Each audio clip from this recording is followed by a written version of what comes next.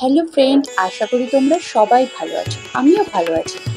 আজকে আমি ডালিয়ার একটা রেসিপি নিয়ে চলে এসেছি, যেটা যে কোনোই ব্রত বা উপবাসের দিন আপনারা করে অনায়াসে খেতে পারেন। শরীরের পক্ষেও খুব ভালো। এটা করার জন্য আমি ডালিয়া, মুগ ডাল, আলু ও কিছু কাঁচা লঙ্কা চিড়ে নিয়ে নিয়েছি।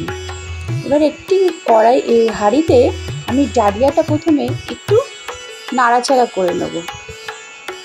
ডালিয়াটা শুকনো একটুখানি ভেজে নিলে তাহলে ল্যাড়ে ভাবটা হবে না।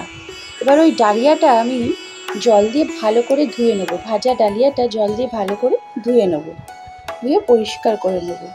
এবার এই বাটিতে আমি মুগ ডালটাও একটু হালকা ভেজে নিয়েছি।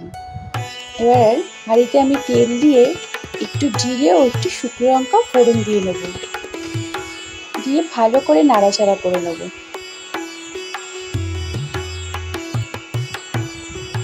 ডালিয়া কিন্তু স্বাস্থ্যের পক্ষেও খুব ভালো। দিয়ে এবার কিছু আলু কেটে নিয়েছিলাম ছোট ছোট করে, আলুটা আমি দিয়ে দেবো, দিয়ে একটু হালকা ভাজা ভাজা করে নেব। এবার ওই আলুটার মধ্যে আমি একটু হলুদ দিয়ে নেব আর একটু সামান্য নুন দিয়ে নেব, দিয়ে ভাজা ভাজা করে নেব।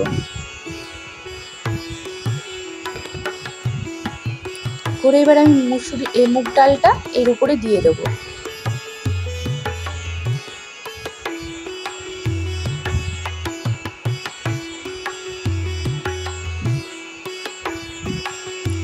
ও ধুয়ে রাখা ডালিয়াটা এর উপরে দিয়ে নেব।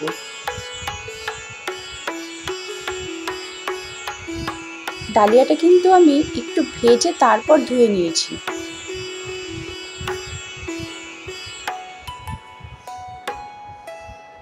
দিয়ে ভালো করে নাড়াচাড়া করব। এবার করে একটু হলুদ দিয়ে নেব, একটু নুন দিয়ে নেব, একটু জিরের গুঁড়ো আর একটু ধনের গুঁড়ো দেব।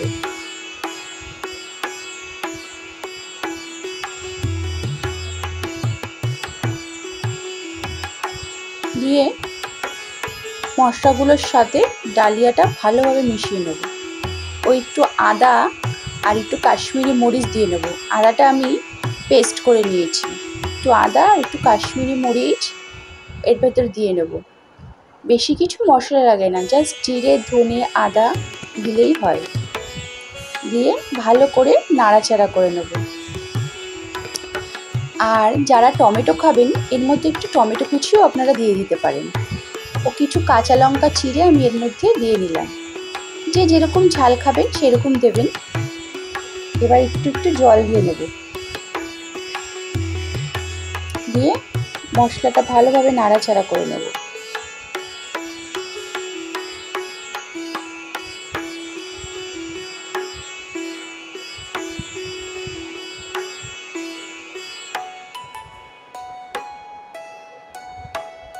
দিয়ে এবার এর ভেতরে আমি নুন দিলাম আর একটু চিনি দিলাম। একটু চিনি দিলে স্বাদটা বেশ ভালোই লাগে খেতে। দিয়ে ভালো করে নাড়াচাড়া করে আমি এবার জল দিয়ে দেব।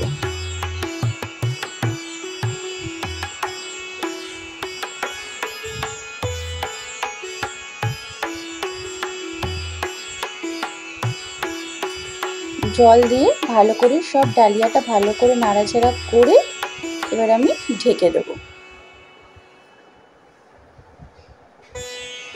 এবার ঢাকা খুলে দেখবো ডালিয়াটা আমার বেশ ভালো ফুটেই এসছে। এবার দেখবো ডালটা সেদ্ধ হয়েছে কিনা। আলুগুলোও সেদ্ধ হয়ে গেছে আর ডালটাও আমার সেদ্ধ হয়ে গেছে। এবার আমি একটা হাতার উপরে সর্ষের তেল দিয়ে ওর উপর পাঁচফোড়ন আর শুকনো লঙ্কাটা একটুখানি ফোড়ন দেওয়ার জন্য ফুটিয়ে নেব।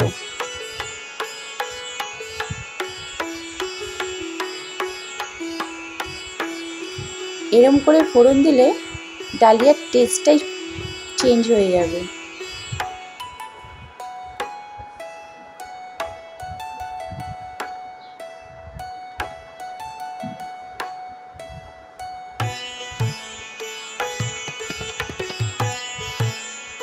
এটা যখন হাঁড়িতে দেবেন, দিয়েই সঙ্গে সঙ্গে ঢাকা দিয়ে দেবেন। নাহলে ফোড়নের টেস্টটা চেঞ্জ হয়ে যাবে।